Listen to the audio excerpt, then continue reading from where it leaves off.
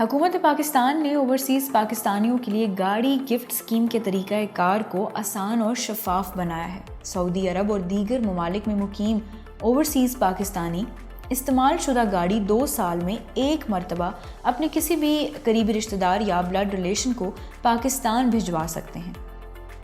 اس کی نیچر 2 طرح کی ہو سکتی ہے، جس میں گفٹ اسکیم اور پرسنل بیگیج یعنی ذاتی سامان جو خروج نہائی ایگزٹ پر بھیجا جانا شامل ہے۔ اسکیم کے تحت بھیجی جانے والی گاڑی جو 5 سیٹر ہو وہ 3 سال اور 7 سیٹر گاڑی 5 سال سے زیادہ پرانی نہیں ہونی چاہیے۔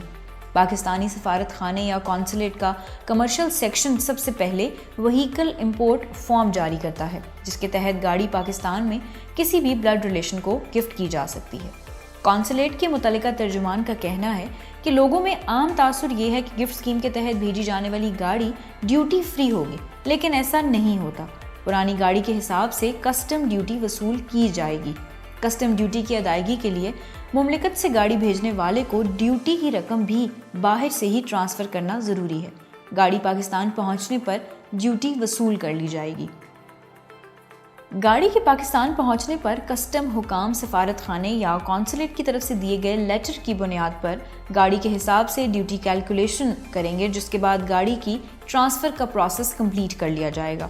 اوورسیز پاکستانی 2 سال کے بعد ایک مرتبہ گاڑی امپورٹ کرنے کے مجاز ہیں اور یہ گاڑی پاکستان اپنے کسی بھی رشتہ دار کو گفٹ اسکیم کے تحت بھیجی جا سکتی ہے۔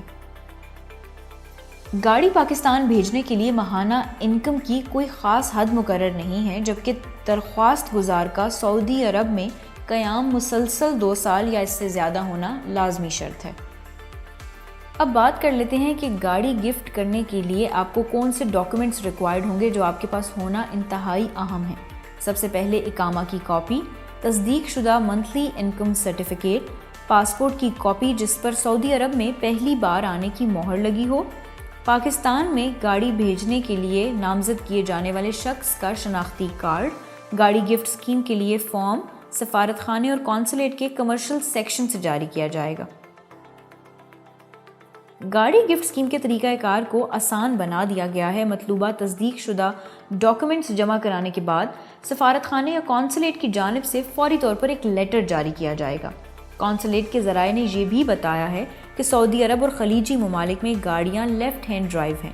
تارکین کونسلیٹ سے لیٹر لے کر گاڑی دبئی یا کسی اور ملک سے بھی بک کروا سکتے ہیں۔ لیفٹ ہینڈ ڈرائیو گاڑیوں کو رائٹ ہینڈ ڈرائیو میں بھی تبدیل کروایا جا سکتا ہے، مگر اس میں وقت زیادہ لگتا ہے۔